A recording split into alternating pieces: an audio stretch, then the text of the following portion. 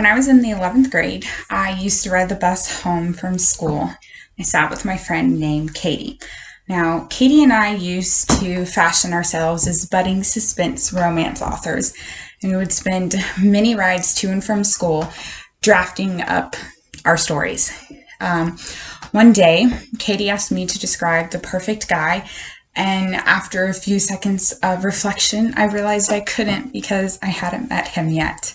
But I could tell you with absolute certainty 3 things about him. 1, he was not going to be named Bob, because Bob was just a ridiculous name, and anytime I yelled Bob in my house, my cat would run around meowing like crazy, even though my cat's name was Frankie. And 2, he would not have facial hair. Now remember, this was years ago in 2005, so facial hair was not cool yet. My guy would definitely not have facial hair, and he would shave his hair every day. And 3, he would not be a soldier. My dad was a soldier, and I rarely saw him because of it. Add in my parents' divorce, and I saw him even less because of his job. I didn't want that lifestyle, so my perfect guy would not be a soldier. Fast forward to a year later, I've moved across country, and I'm living with my dad to complete my senior year of high school, and I'm hanging with a new friend named JD. And I go out with JD, and I look up at the roof of his truck, and duct taped there is the name Bob. B-O-B, Bob.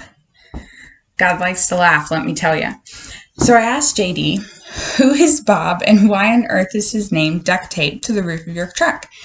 And JD's response was, well, that is the name of the best guy I know. He's my best friend, and he's one of the few people that I trust in this world.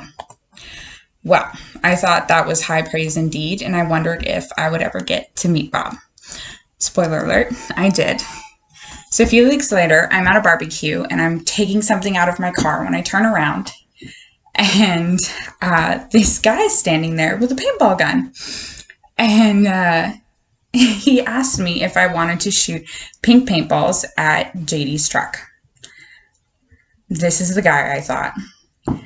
And then I agreed with barely a moment's hesitation. So in retrospect, I can pinpoint the shift in my life to that moment.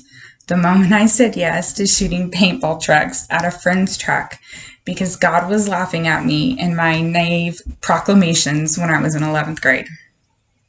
So I was 17 when I met my perfect guy. His name is Bob. He absolutely abhors shaving. And within a few weeks of knowing him, he enlisted in the Army and signed a contract to be an airborne ranger. So I fell in love with the boy who shot paintball guns at his friend's truck. And I grew to love the man who asked me what I was doing in 2 years and if I wanted the Army to pay us to live together. Thankfully, they do. And I completely lost my heart and soul to the father he became to our 3 precious children.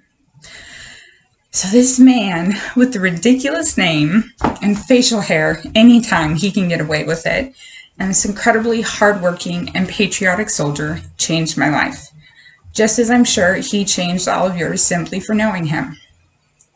He hasn't always been this badass, but he's worked his ass off and poured all of his effort into continually trying to better himself and to grow and to develop into a better man, a better husband, a better father, and a better soldier.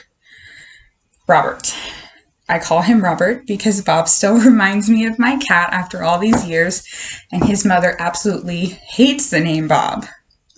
I'm not the best to speak about your career accolades, apart from what I know or have heard in stories. A little bit that is publicly acknowledged. Most are top secret, and I don't want you to have to kill me. But I can recognize the depth of the impact that you've had in your buddies' lives by the many faces gathered around us today, and the connections that you've created, and everyone that's here to support you in this next step in the chapter of your life. I am, however, quite qualified to speak on your behalf on what an awe-inspiring role model you are as a parent and a spouse. You always make time for us. You are always there for us to support us and love us in every way possible, even if you're halfway around the world.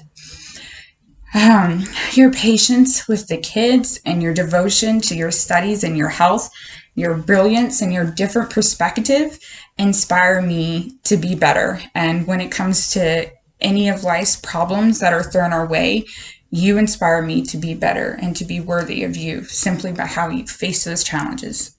I'm proud to be your wife.